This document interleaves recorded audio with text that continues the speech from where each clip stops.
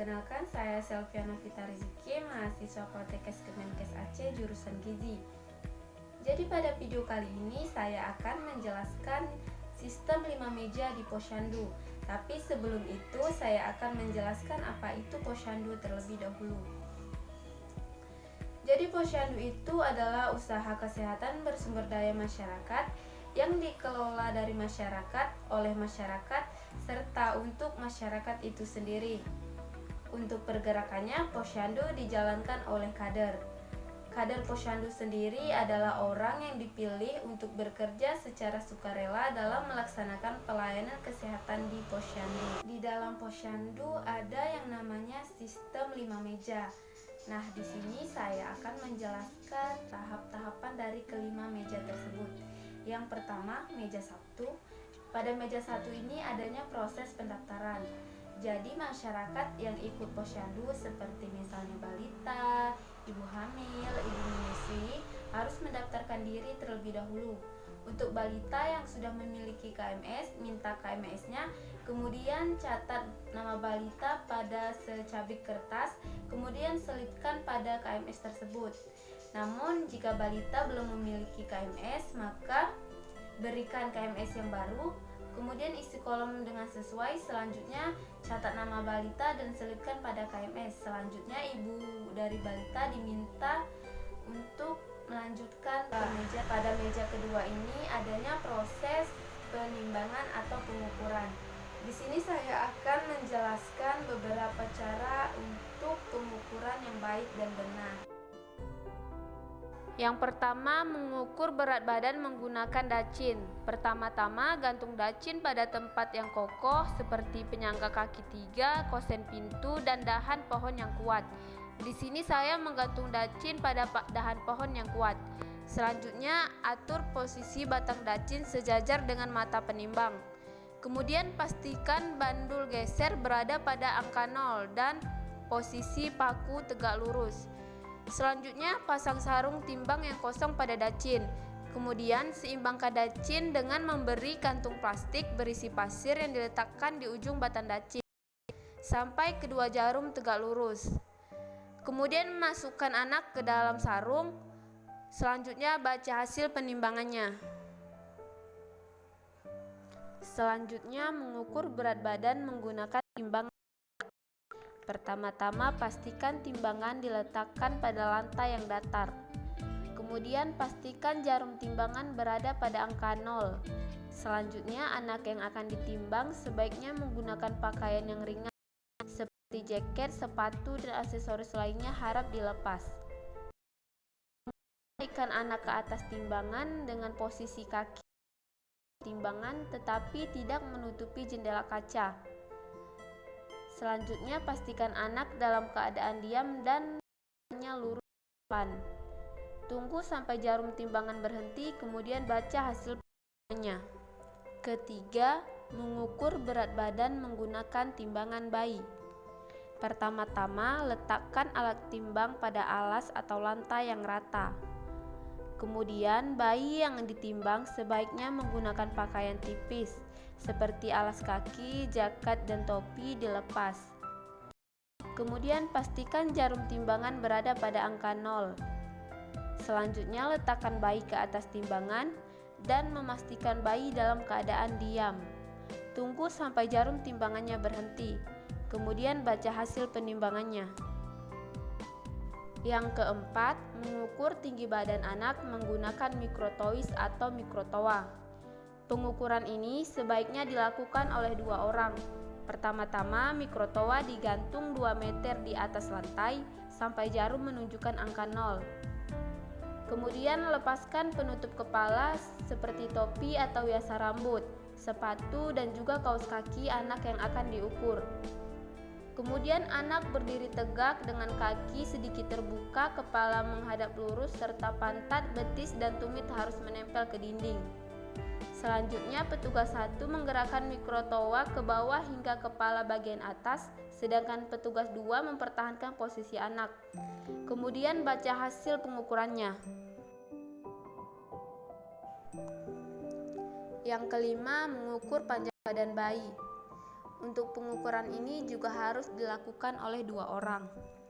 Pertama-tama, persiapkan alat infatometer. Bagian kepala alat tidak bisa digerakkan, sedangkan bagian kakinya bisa digerakkan.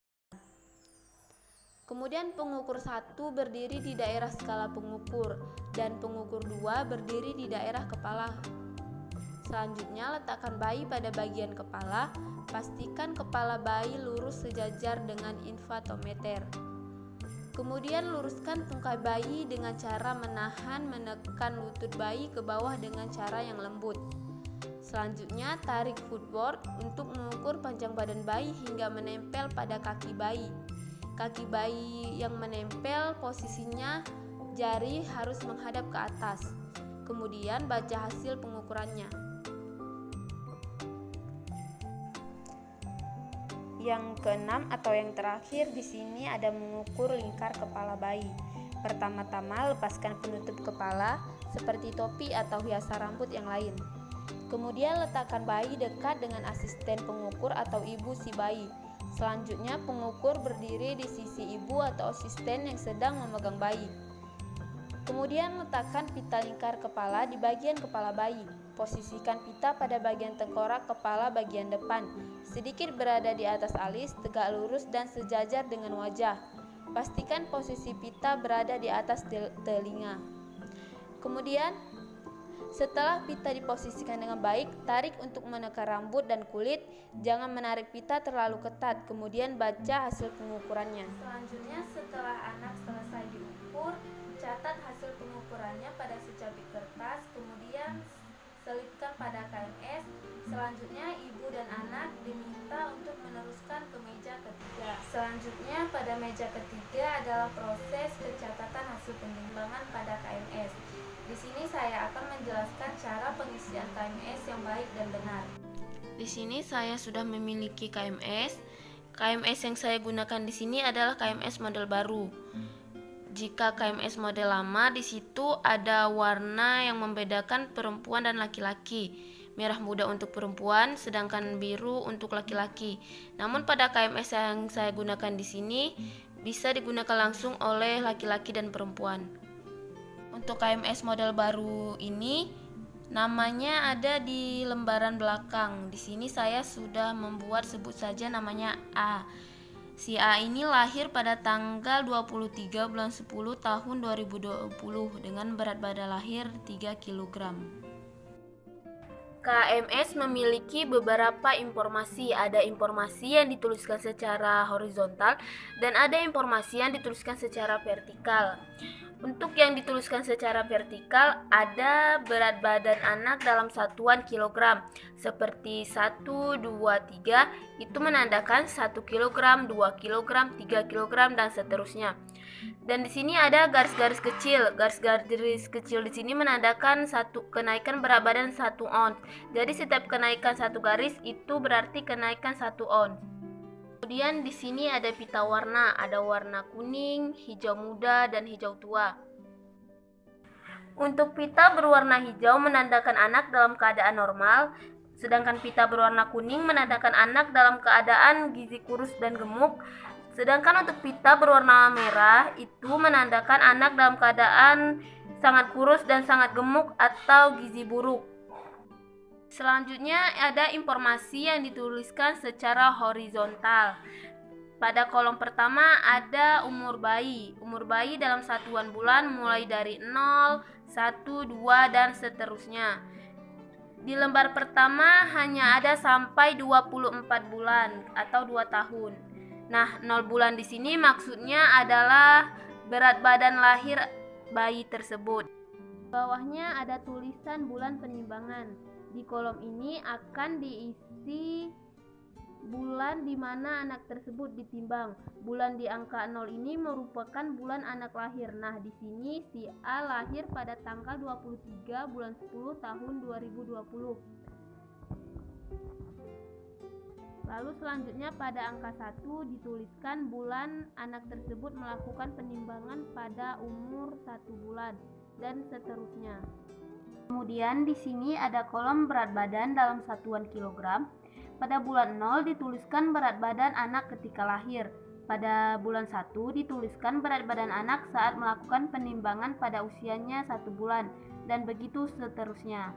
Di sini ada kolom KBM atau kenaikan berat badan per bulan dalam satuan gram. Jadi setiap bulan anak minimal harus bertambah berat badannya sesuai dengan angka-angka yang telah ditetapkan di sini. Misal pada 0 bulan berat badan anak adalah 3 kg. Lalu pada umur 1 bulan nanti harus naik minimal 800 gram agar bisa dikatakan berat badan anak naik atau N. Selanjutnya di sini ada kolom N atau T. N artinya naik sedangkan T tidak naik. Di sini sudah ada penjelasannya, dikatakan naik apabila grafik berat badan mengikuti garis pertumbuhan atau kenaikan berat badan sama dengan KBM, dan dikatakan tidak naik apabila grafik berat badan mendatar atau menurun, memotong garis pertumbuhan di bawahnya atau kenaikan berat badan kurang dari KBM. Kenapa di sini saya tulis N? Karena berat badan si A pada lahir adalah 3 kg, sedangkan saat si A melakukan penimbangan pada usia 1 bulan, berat badan si A menjadi 4,5. Itu berarti berat badan si A naik 1 kilo. Maka di sini saya tulis N atau naik. Di sini saya menuliskan bulan penimbangan pada bulan 2 tahun 2021 dengan berat badan 7,4. Di sini hanya naik sebesar 4 gram. Di situ tidak terhitung naik karena minimal kenaikan adalah 6 gram, 600 atau 600 gram. Maka di sini saya akan buat T karena tidak naik. Saya akan memberi contoh peletakan titik pada pita warna. Di sini berat badan si A adalah 7,4, maka kita cari angka 7 terlebih dahulu sesuai dengan garis 7, letakkan 7, kemudian hitung garis kecil-kecil sebanyak 4. 1 2 3 4. Letakkan titik di sini. Selanjutnya, tarik garis penghubung antara penimbangan pada bulan 1 ditarik menuju ke bulan kedua. Seperti ini.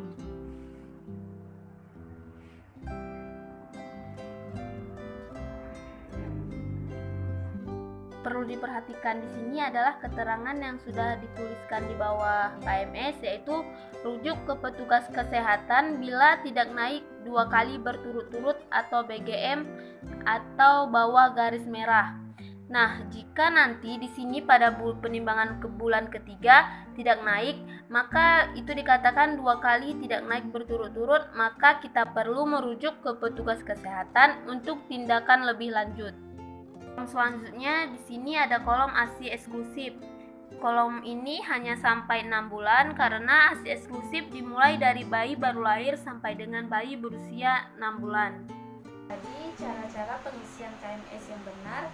Kemudian setelah selesai pengisian hasil penimbangan pada KMS, selanjutnya anak dan ibu diminta untuk melanjutkan ke meja keempat dengan membawa KMS tersebut. Selanjutnya yang keempat adalah proses penyuluhan. Di sini yang diberi penyuluhan adalah ibu si balita. Pertama-tama minta KMS, kemudian perhatikan KMS dengan cara melihat umur dan berat badan saat penimbangan. Kemudian beri penyuluhan sesuai dengan isi dari KMS tersebut. Dan yang terakhir ya, meja kelima. Pada meja kelima ini adalah pelayanan kesehatan. Pelayanan kesehatan yang diberikan seperti KB, imunisasi, dan yang lainnya. Namun pada meja kelima ini tidak dilakukan oleh kader posyandu, melainkan dilakukan oleh petugas kesehatan langsung. Demikian penjelasan mengenai sistem meja yang ada di posyandu dari saya. Semoga dapat bermanfaat untuk meningkatkan pengetahuan dan keterampilan kader. Atas kekurangan video ini saya ucapkan mohon maaf. Sekian dari saya. Assalamualaikum warahmatullahi wabarakatuh.